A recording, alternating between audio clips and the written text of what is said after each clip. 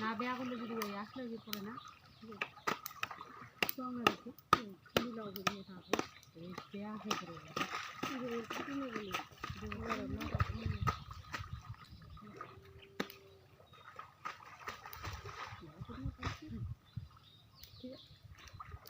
ফুলিটা দেয় না গেলে মোটর সাইকেল দিয়ে আগে যাবো ইয়া ঘুরে গেলে এটা ভালো এটা ভেঙে ফুলি তো আগে এটা করে হোক এই যে বলে মার্কেটটা কিনারে কাম করে আমি যখন গাছটা দেখি ফুলিলা দেখতে পাই ভালো করে খারাপ